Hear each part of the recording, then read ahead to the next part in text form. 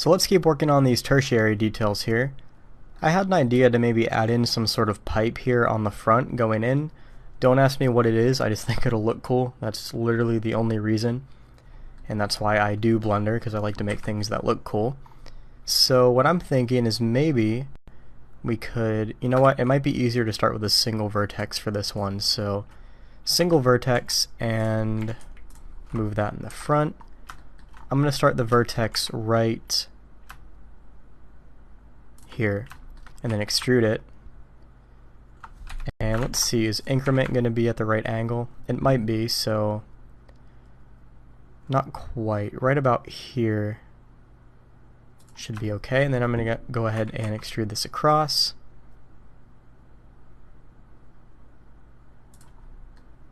Right to about there. Let's move this in. Okay, it's not terrible. So extrude down maybe. Let's extrude. Let's try Alt S. Nope, that's not going to look good. We might just move it down like this instead. That might be a better idea. And then move these two vertices back away from this piece a little bit so it's less intrusive. And you know what? Let's just align this a little bit. Okay, I can accept that. So what I'm going to do is, first of all, bevel these vertices, Control-Shift-B, increase the segment count to something higher. Go ahead and merge those by distance. Same thing up here, Control-Shift-B, merge those, and we should be okay. And if we wanted to, we could bevel up here. So we could bevel this edge and make it more rounded, but I actually think it's fine where it is. Now let's extrude this into the mesh, shade it smooth, and then auto smooth it. Excuse me, getting a dry throat from these tutorials here. And then we'll just go ahead and Control minus, move the boolean above the bevel. Okay, there we go. So I want this to be a little bit further back, so we'll just pull that farther back. That should be more than enough. And then I'm going to move this to the cutters collection. Whoops. Just the cutter to the cutters collection. There we go. So I want to make a pipe in here like I said. So we're going to have to use a curve to do this. So I'm actually just going to use a simple path curve. So you're going to go Shift A, curve, and then path. We have a bunch of other ones here which I never use. So we'll do path. And we're going to basically position this at the same exact angle. So just rotate it until it's parallel with this top edge to make it as accurate as possible. And we'll just scale this down. Let's move it into the center, so grab it on the local z-axis. Move it on the local x a little bit. Let's scale on the local x. So S and then XX twice. This one is a little bit of finessing to get it where we want it. So a little bit more on the X, and then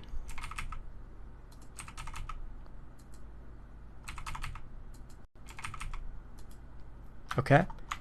And now all I want to do is extrude this guy across like this. Now you're going to see it curves too much, so we have to go ahead, we have to go and subdivide this and then move this guy back a little bit. So we'll do the same thing here. We're going to have to move this and tighten it a little bit to make it curvy. So now we need to go into the curve settings here, and under geometry and bevel we're going to increase the depth a little bit. Now we don't want to do it too high. We want to make sure it still fits in this cut. So we don't want to go like, whoops, we don't want to go, you know, super high on it. Now make sure your scale is also applied, or else it's going to be more of an oval. So Control A and apply the scale, and we'll just fit this one correctly right about here. And last thing we're going to do is select these two vertices and extrude them along the y-axis like so, and then maybe I could tighten it up a little bit by moving that one there, and then maybe subdividing again and moving this one here. Now all we have to do is move this inwards a little bit, Now it's up to you what you want. Some people might like the idea of the pipe kind of going outside the weapon, or some people might want this to be more on the inside, in which case we just have to be careful with it, and you can just slide it all the way in there. I actually like the effect of it being on the outside a little bit, like that, so I'm actually going to leave it right about there. I think that looks pretty cool. Now you can add additional designs here if you want. I'm thinking I'm going to go to Object and then convert it to a mesh, so that way it's not a curve anymore. And my personal idea is to go into face mode, select some face rings here, extrude, right click, and then Alt S to kind of make these little junctions here. Do the same thing on this one. E, right click, and then Alt S. And let's go ahead and turn on auto smooth. So now we have, you know, a little something something right there. Maybe we could add in one more here. Alt S. And some of the auto smooth isn't picking up, so let's just increase that a bit. And now all I want to do is add in a bevel for these little pieces, so you know, 3 segments set to angle should be fine. It's a very minor detail, so we don't have to get like crazy detailed. And if you want, you could add a subsurf with Control 1 on the number pad. I don't really think it's necessary. I think it's fine where it is, and we're looking pretty good. Okay, so I was thinking maybe we could add a strap here in the front, do a little bit of subsurf modeling. Nothing complex, but something I think would look neat on the weapon here.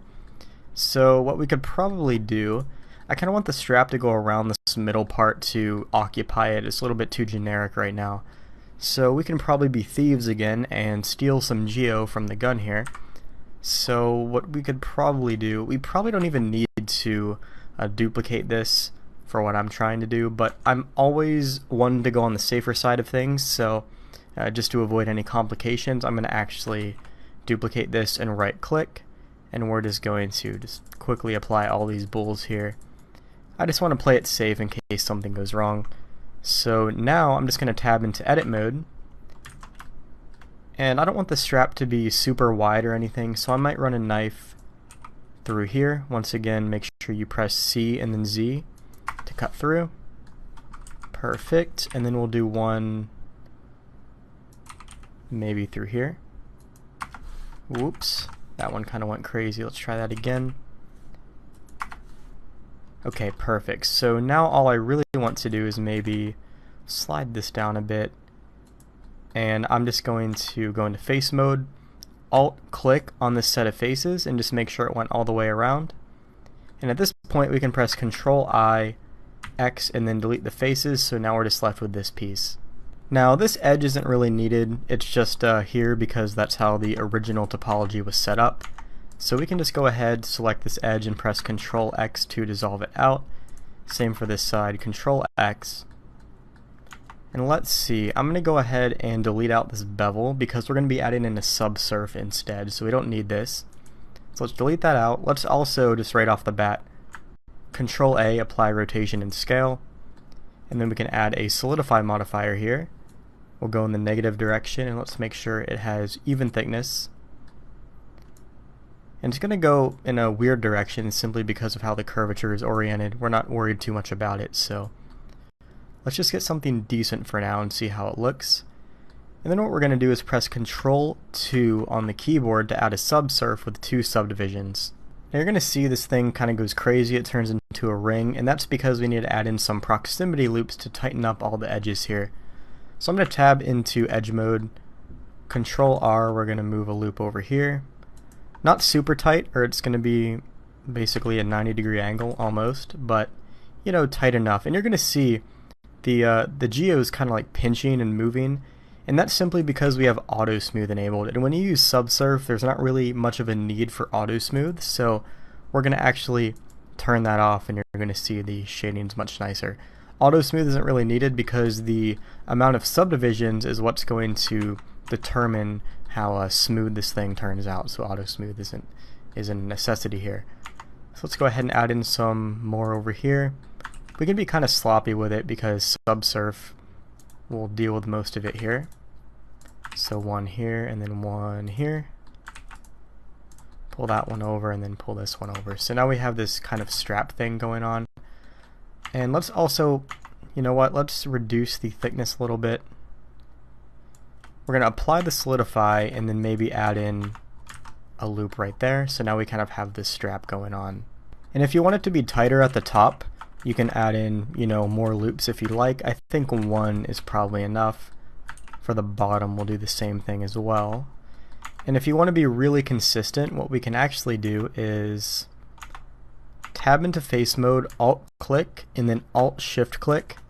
And then we're going to go ahead and scale this on the Z axis to 0 to flatten that. We can do the same thing here. S, Z, and then 0, so we're not too worried about what that solidify modifier did to us. We will forgive it for making it look weird. Let's see. I think this is good where it is actually. It doesn't look too bad. So let me see the difference between 1 viewport count and 2, night and day. Let's see if 3 is any better. I mean, it will be better, but by how much? So 2 versus 3 isn't really even noticeable, especially from a distance. So I'm going to leave it at 2 just to avoid a higher vert count. Not that it's really that much more, but just to, you know, be clean with it, we'll leave it at 2. That should be fine.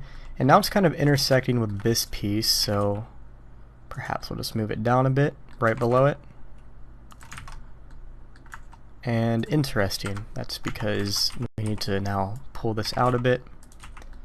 So just be careful with how you move this around because you might have to pull some of the geo back out. Okay, a little bit more. It's not rounding that edge very nicely.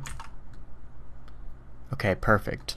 Now I was thinking maybe we could add some holes into this piece here, and what I see a lot of people do, and it's not necessarily a bad way to do it, a lot of people will use subsurf when they cut holes into their mesh, which means they have to make everything quads or at least really close to it to make the shading clean. And you know, cutting holes with subsurf enabled is a lot easier if you simply apply the subsurf, use a boolean cut, and then let the bevel modifier take care of the rounding and the smoothing for you. You'll see what I mean in a second. So for hard surface and concept renders at least, there's not really a need to go and, you know, fix this geo as cleanly as you might expect. We don't have to go and turn all these vertices into a circle and make it all arranged nicely. It's not necessary because what we can simply do is once we apply that subsurf modifier, we can go in here with a cylinder. 32 verts is fine. We'll rotate it 90 degrees and just position this. And I'm actually going to select the strap here and go to wireframe view and just find a more practical location for this piece, maybe right about here. And we'll duplicate it across. Actually, you know what? Let's just do this one first before we change anything. So shade smooth and then auto smooth. And we're going to run a boolean difference through here. So obviously the shading isn't very good, so let me just turn off the wireframe view, and as you may have guessed, we're just going to let the bevel modifier take care of that. So set it to angle and then 3 or so segments, harden normals, but we need to make sure now this is when we can turn auto smooth back on. So turn that on, and let's just turn off the clamp and just get in here. And you can see how that's rounding very nicely. Okay, now this is going crazy, so let's increase the angle for the bevel a little bit. Really high until this goes away, so once that goes away, just revert it. This is a little trick I do to make sure it only picks up the boolean areas. And then you're going to see it still looking weird, and all we have to do is just ramp up the auto smooth a bit to pick up the rest. So only downside of this is the shading isn't always going to be the cleanest because it's not a perfectly flat surface. You could try cleaning things up with, you know, a weighted normal, and the weighted normal actually did pretty good here. And we could of course apply the boolean and try to constrain the shading some more if that's something that bothered us, but this isn't particularly a big deal. It doesn't look very good though, and honestly I don't really think I like the I think there's too many holes going on here, so I don't even like the aesthetics. So your main options here are to help constrain the shading by perhaps cutting around it, adding in more geometry, or you can go the traditional method of using subsurf to make a hole. You're just going to have to, you know, go into the topology and maybe use loop tools to make things into a circle or something, which sometimes is pretty sloppy. But yeah, I'm actually not a super fan of how this looks. It's just it's too repetitive from what we have on the mesh already. So I might actually leave this strap completely empty. Let me just revert Control Z back to when we had that subsurf on there, so we can keep it non-destructive. Okay, perfect. And you know what? Let's go into Material View and apply materials to all these missing pieces. So first one, we'll do the strap. I'm just going to remove the material here. I don't want this one to be a metallic material, because if you think of like whatever you might have a strap on, like a backpack might have one, or you know, some sort of suitcase. So those aren't really metallic. So I'm just gonna add a new material, keep it at 0 for metallic, and just increase the roughness pretty high, and maybe make this like a darker color here. Really, whatever you want. Maybe like a slight silver color to match the rest. This doesn't look too awful. Okay, not bad. I might actually do some node tricks over here. I'll show you in a little bit, but for now let's leave it. Now we can go to these other pieces and add a material. I'm actually going to use the materials we already have here to keep it consistent. So there's the first material. We could try second, and what's this third one? I don't remember making that one. Oh no, that's for the bolts, isn't it? So I'm going to use the second one for that. For the pipe here, I'm definitely going to use the silver one, no doubt about it. I just like that contrast between the dark color and the lighter color. So here I'm going to use material 001, most definitely. Okay, what else are we missing? This one's already has a material. Let's see how the first one looks on it. I'm going to use the second one, but you can change it if you'd like. And for this one, I could either go with that, or to keep the contrast looking nice, stick with the base color there. Looking pretty good. Okay, I'm going to do a little bit of node magic here. Now, whenever I'm doing these concept renders and hard surface designs, the only time I really ever touch nodes is when I'm using the principled shader, which is basically all the settings in here. So usually I'm not working directly with nodes, but sometimes I like to get a little bit creative, so I'm going to do that here and make this look more like a cloth, something bumpy. This one's a little bit too generic. So I'm going to select it, and then we're going to drag up a panel here. So just go to the bottom corner, click and drag up, and I'm going to go to the shader editor. And this is a little trick I use quite a bit. So we can press Shift A and add in a noise texture. And if you have the Node Wrangler add-on enabled, you can press Control Shift and left click to preview that. And watch what happens if I make the scale like 2000, maybe too high, 1000. You're gonna see we have all this noise going on. It looks pretty cool. So it's not terrible. Let's try 500. It's a bit better. Now what we can do is use these dots, this bumpiness, and plug it into the normal input here to make it bumpy. Beforehand, you can play with the detail if you like, if you want to make this that bumpiness super detailed, or maybe adjust the roughness, which kind of brings out the colors a bit more. I'm actually just going to leave it all how it is. Distortion's actually pretty cool. I'm going to distort it a bit. Okay, and then we're going to Control Shift left click to bring that back. And now if we press Shift A and add in a vector bump node, all we have to do is plug the factor into the height, and then the normal into the normal. So now this is basically saying use this noise texture to make it bumpy. That's all it's saying. Now by default, the strength of 1 is always way too high. I usually go with something like 0.1, and if that's too low, you can increase it a bit. So now there's a little bit of texture here, which kind of brings it out a bit more. It's just something I like to do from time to time, and you can of course adjust the scale for this thing and bring it out more, you know, but don't go too low. Make sure it's still obvious but doesn't look fake. So maybe we'll do like 0.25 there and call it a day. Okay, so I'll end the video here. We did a good bit of detailing in this one, and I'll see you in the next video.